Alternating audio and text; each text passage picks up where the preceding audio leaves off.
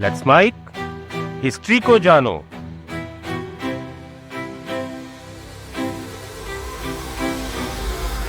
ये साल था 2019 और तारीख थी 14 फरवरी। जिस वक्त देश में वैलेंटाइन डे का माहौल होता है, उस टाइम पर कश्मीर के पुलवामा में श्रीनगर जम्मू नेशनल हाईवे पर सीआरपीएफ के 40 जवान एक फिदाइन हमले में शहीद हो गए। हमले की जिम्मेदारी ली जैश ए मोहम्मद ने। इस इंसिडेंट ने न केवल भारत को हिलाकर रख दिया, बल्कि पूरी दुनिया को यह सोचने पर मजबूर कर दिया कि क्या भारत और दुनिया का कोई भी देश आतंकवाद से सेफ है। कैसे एक संगठन इतना ताकतवर हो गया कि इतने बड़े हमले को उसने अंजाम दे दिया। अब वैसे तो आप सबको पता होगा मसूद अजहर के बारे में, लेकिन जैश ए मोहम्मद की शुरुआत मसूद अजहर से नहीं हुई थी, बल्कि 1979 के अफगानिस्तान से शुरू हुई थी। सोवियत की जंग ने जिहाद के नाम पर दुनिया भर के कट्टर युवकों को पाकिस्तान की ओर खींचा था। आईएसआई ने अमेरिका, सऊदी की मदद से इन मुजाहिदीनों को ट्रेनिंग दी थी।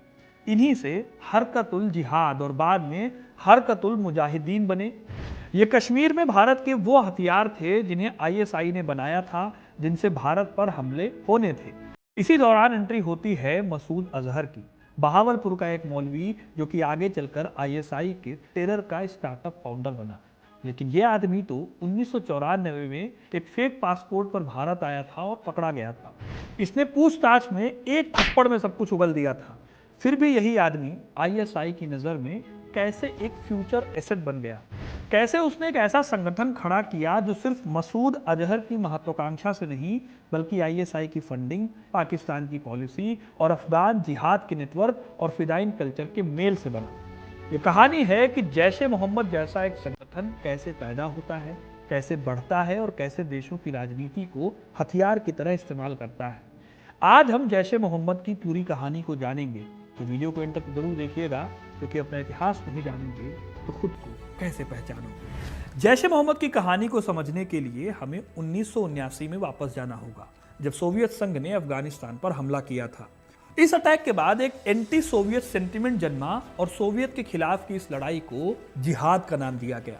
इस जिहाद ने दुनिया भर के मुस्लिम नौजवानों को पाकिस्तान की ओर खींचा।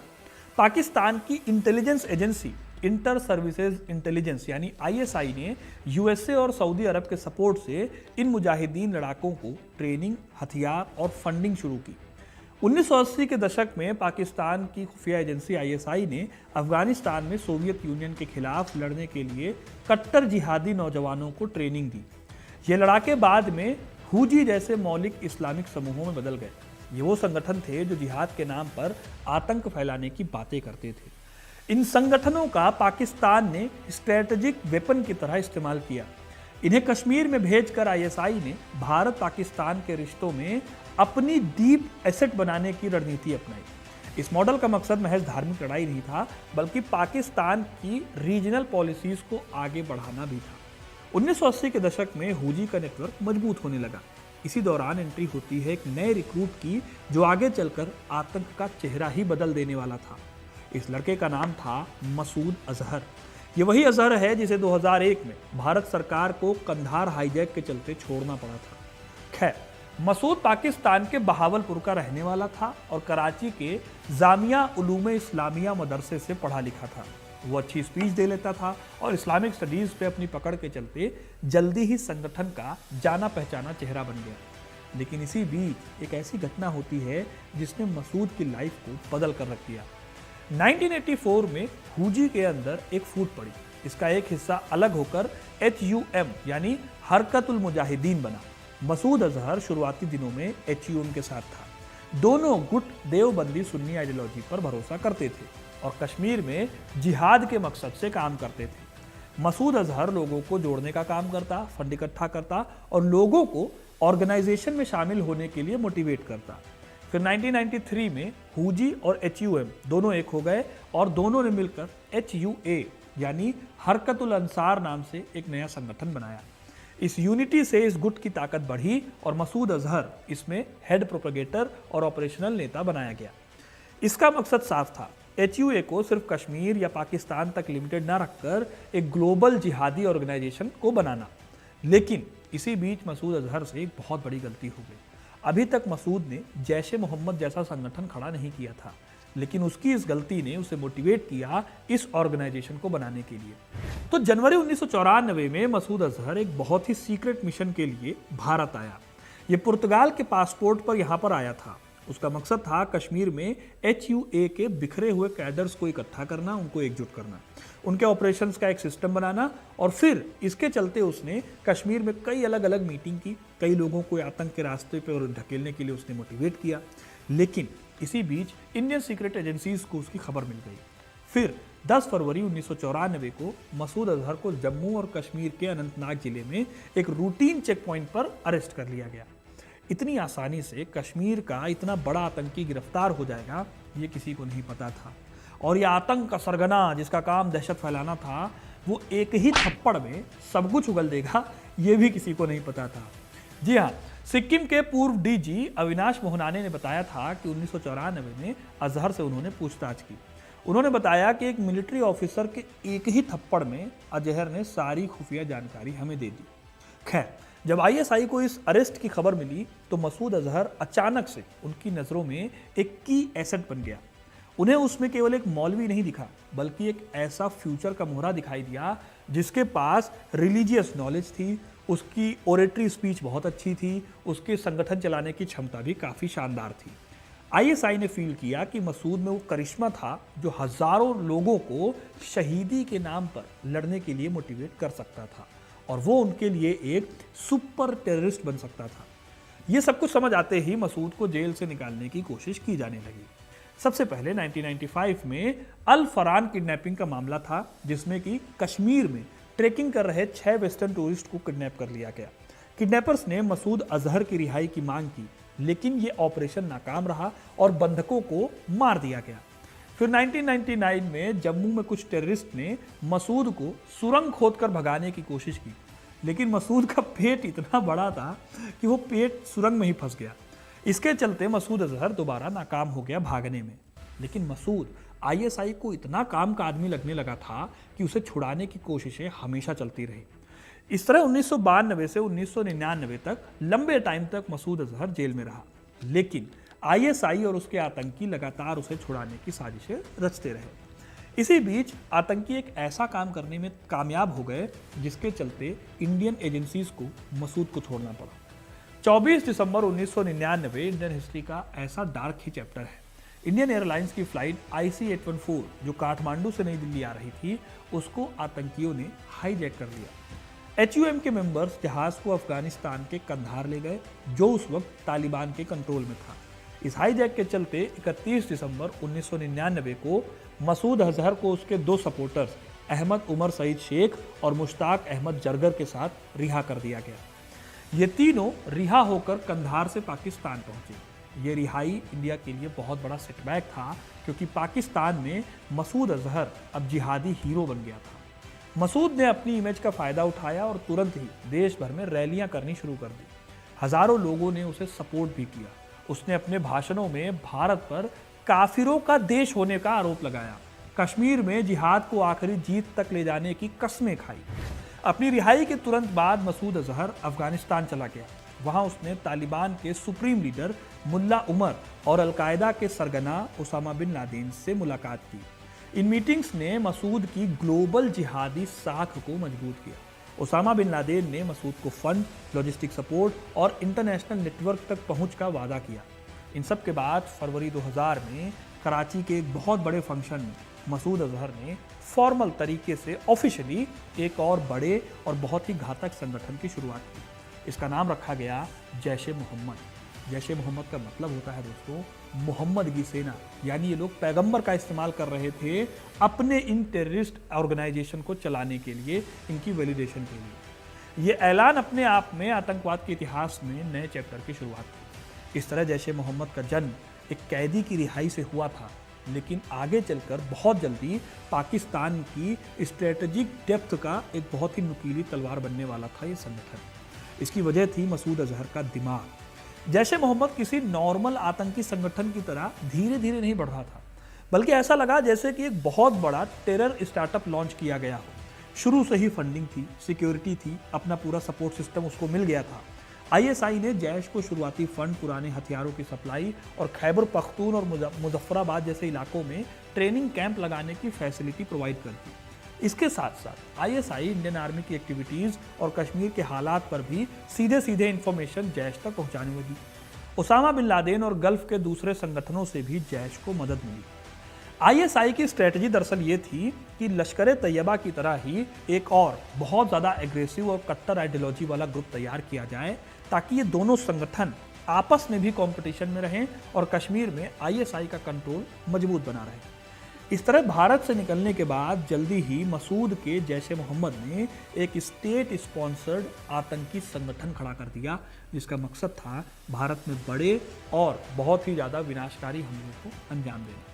इस संगठन के बेहद खतरनाक होने की वजह भी थी इसका मॉड्यूल। जैश ए मोहम्मद की कामयाबी का सबसे बड़ा कारण था उसका फीडर सिस्टम, यानी जिहादी फैक्ट्री। मसूद अजहर ने खुद को धार्मिक इंटेलेक्ट के तौर पर इस्टेब्लिश किया और मदरसों के बड़े नेटवर्क को आतंकवादियों की भर्ती का सेंटर बनाया। गरीब और रूरल बैकग्राउंड से आने वाले बच्चों को इस्लामी शिक्षा के नाम पर मदरसे में लाया जाता, इन्हें कट्टर धार्मिक विचार सिखाए जाते और लड़कों को समझाया जाता कि जिहाद ही उनका असली धर्म का काम है और शहादत सीधे जन्नत का रास्ता है। इन बच्चों में जो सबसे कट्टर होता है उसे आगे जैश के ट्रेनिंग में भेज दिया जाता था। यहाँ पर जैश के कैंप में इन्हें हथियार चलाने की, कश्मीर की ज्योग्राफी समझाई जाती थी, लोकल बोली की ट्रेनिंग दी जाती थी। इनमें भी जो बहुत शातिर होता था उसे फिदाइन स्क्वाड यानी सुसाइड बॉम्बिंग के लिए भर्ती किया जाता था। ये आत्मघाती दस्ते पूरी तरह से ट्रेंड होते थे और मिशन में अपनी जान देने के लिए तैयार रहते थे। फिदाइन हमलों ने जैश को बाकी आतंकी संगठनों से एक अलग पहचान दी और इंडियन जो सिक्योरिटी एजेंसीज थी उनके ऊपर एक बहुत ही ज़्यादा साइकोलॉजिकल प्रेशर बनाया। साल 2000 में ये लॉन्च हुआ था और लॉन्च होते ही जैश ए मोहम्मद ने आईएसआई के इशारों पर बड़े हमले शुरू कर दिए। मसूद अजहर को दरअसल दिखाना था कि उसकी रिहाई आईएसआई के लिए बहुत ही प्रॉफिटेबल सौदा है। इसीलिए उसने अपनी नई टीम को भारत के खिलाफ जितना बड़ा और धमाकेदार हमला हो सके उतना करने के लिए तैयार किया। सबसे पहले अक्टूबर 2001 में जम्मू एंड कश्मीर विधानसभा पर हमला हुआ। फिदाइन हमलावर एक्सप्लोसिव से भरी कार लेकर विधानसभा के गेट में घुसे और फिर गोलीबारी शुरू कर दी। इस हमले में 38 लोग मारे गए और इस हमले से यह भी साफ हो गया कि जैश मोहम्मद अब सिर्फ बॉर्डर क्रॉसिंग वाला ग्रुप नहीं रहा, अब वो बड़े बड़े इंस्टीट्यूट्स को भी आसानी से टारगेट कर सकता था। कुछ ही हफ्तों बाद दिसंबर 2001 में संसद पर हमला हुआ। ये बहुत बड़ा हमला था। जैश ने लश्कर के साथ मिलकर भारत की संसद पर फिदाइन हमला किया। अगर सिक्योरिटी फोर्सेस तुरंत ना संभलते तो हालात और भी भयानक हो सकते थे। इस तरह से ये वो हमला था जिसने एक तरह से भारत और पाकिस्तान को जंग की कगार पर पहुंचा दिया। ये हमला 9/11 के बाद हुआ था और आईएसआई चाहती थी कि जैश भारत में ऐसे बड़े हमले करे कि दुनिया का ध्यान फिर से कश्मीर के मुद्दे पर जाए। इस तरह दोस्तों अपने हमलों से 2000 से लेकर 2003 के बीच जैश ए मोहम्मद सबसे तेजी से बढ़ता हुआ आतंकी संगठन बन गया। इसी दौरान अमेरिकी जर्नलिस्ट डैनियल पर्ल की हत्या के केस में भी जैश ए मोहम्मद का नाम आया, जिसने इसके इंटरनेशनल नेटवर्क को दुनिया के सामने बेनकाब कर दिया। लेकिन यहीं से आतंक पर लगाम लगाने की भी कोशिश शुरू हो गई। इंडियन पार्लियामेंट पर हमले के बाद भारत पाकिस्तान के बीच में कारगिल के बाद फिर से एक बार टेंशन बढ़ गई थी। इंटरनेशनल प्रेशर बढ़ने से यूएन ने जैश ए मोहम्मद को टेररिस्ट ऑर्गेनाइजेशन घोषित कर दिया और उस पर बैन लगा दिया। लेकिन पाकिस्तान ने इस बैन को केवल कागजों पर लागू किया। उस टाइम पर प्रेसिडेंट थे परवेज मुशर्रफ और उन्होंने जैश पर अनाउंस तो किया बैन, लेकिन जमीन पर जैश ए मोहम्मद का काम अभी भी चल रहा था। मसूद ने जैश को खत्म करने का नाटक किया और तुरंत नए नामों खदाम उल इस्लाम और जमात उल फुरकान के तहत अपने काम को दोबारा एक्टिव कर दिया। फंडिंग भी बंद हुई नहीं और अजहर बुहावलपुर से अपना नेटवर्क चलाता रहा। इस दोहरे खेल का सबसे बड़ा सबूत साल 2003 में मिला, जब जैश के कैडरों ने राष्ट्रपति परवेज मुशर्रफ पर ही 2 बार हमले किए। ये दिखाता है कि जैश पाकिस्तान में एक बहुत ही सेफ स्ट्रक्चर के अंदर काम कर रहा था, जिसे स्टेट के बहुत ही इंपॉर्टेंट प्रभावशाली हिस्सों का सपोर्ट मिला हुआ था। करीब 1 दशक तक पर्दे के पीछे से काम करते हुए जैश ए मोहम्मद ने अपनी फिदाइन की क्वालिटी, फंडिंग और ट्रेनिंग के नेटवर्क को मजबूत किया। साल 2016 के पठानकोट और उरी हमलों के बाद उसकी तरक्की साफ दिखी और इसका पीक था 2019 का पुलवामा अटैक। यह अटैक एक ट्रेंड फिदाइन हमला था जिसमें लोकल कश्मीरी आदिल अहमद डार का इस्तेमाल किया गया था। हमले के बाद मसूद अजहर को ग्लोबल टेररिस्ट घोषित किया गया और भारत ने फिर बालाकोट स्ट्राइक की। फिर भी जैश की लीडरशिप को पाकिस्तान में सुरक्षित पनाह मिलती रही। जैश का यह हमला इतना खतरनाक था कि आज तक नहीं पता चल पाया कि 400 किलोग्राम आरडीएक्स उस गाड़ी में कैसे आया जिससे सीआरपीएफ के काफिले पर हमला हुआ था। अभी जो लाल किले के पास ब्लास्ट हुआ है उसमें भी जैश ए मोहम्मद का ही हाथ बताया जा रहा है। सुरक्षा एजेंसियों का कहना है कि विस्फोट जम्मू कश्मीर और हरियाणा में पकड़े गए जैश ए मोहम्मद के आतंकवादी मॉड्यूल से जुड़ा हुआ है।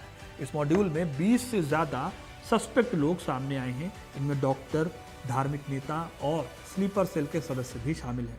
हालांकि अभी भी जांच चल रही है, हम पूरी तरह से कुछ भी साफ तस्वीर के तौर पर नहीं बता सकते, लेकिन जिस तरह की रिपोर्ट्स आ रही हैं वो बताती हैं कि ये जैश ए मोहम्मद के एक प्लान्ड और ऑर्गेनाइज टेररिस्ट ग्रुप द्वारा किया गया हमला हो सकता है।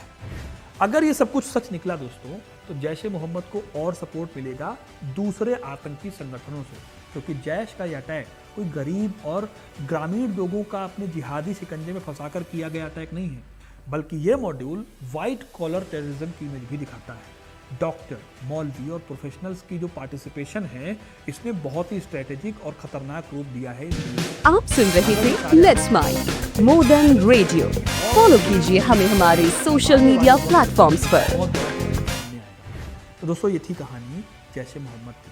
इस ऑर्गेनाइजेशन का इतना बड़ा और खतरनाक संगठन बन जाना सिर्फ मसूद अजहर के एम्बिशन नहीं, बल्कि पाकिस्तान की स्ट्रेटेजिक पॉलिसीज और रीजनल पॉलिटिक्स का भी एक मिला-जुला रिजल्ट है। इसकी ताकत 5 मेन कारणों से बनी।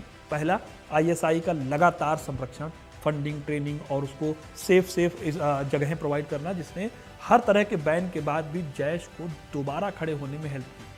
दूसरा, मसूद अजहर की अपनी लीडरशिप क्वालिटी, जिसकी उग्र भाषण कला लोगों को फिदाइन बनने के लिए मोटिवेट करती थी। भले ही उसने एक थप्पड़ में भारत में सब कुछ उगल दिया, लेकिन अपने लोगों के बीच में उसका एक रौला है या रुतबा है।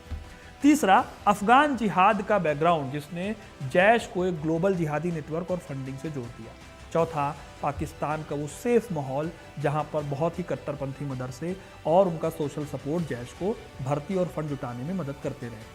पांचवा और आखिरी ये कि फिदाइन हमलों में उसकी स्पेशलिटी, जिसने इसे सिक्योरिटी एजेंसीज के लिए एक बहुत ही बड़े चैलेंज के तौर पर खड़ा किया हुआ है। इन सभी वजहों ने मिलकर जैश को एक रीजनल ग्रुप से एक ग्लोबल टेररिस्ट ऑर्गेनाइजेशन और थ्रेट में बदल दिया। तो दोस्तों, ये कहानी आपको कैसी लगी कमेंट करके ज़रूर बताइए।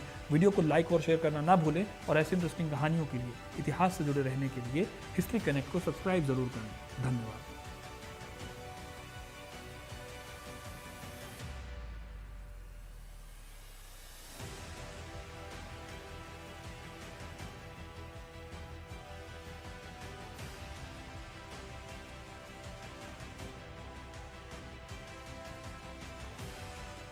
Marketing strategies, corporate stories, brand building ideas, marketing case studies और इनोवेशन एक अलग पर्सपेक्टिव से, जो आपने कभी नहीं सुना होगा। Let's mic more than radio लेकर आ रहे हैं एक ऐसा ही unique show for all marketing aspirants, professionals, startups and entrepreneurs every Saturday at 11 a.m. The Marketing Show with Dr. Shekhar Trivedi, streaming exclusively on Let's Mic app and YouTube channel. इसे radio पे सुनने के लिए download करें Let's Mic app और visit www.letsmic.com। Let's Mic, अब खबरें radio app पे। ये है मोर देन रेडियो।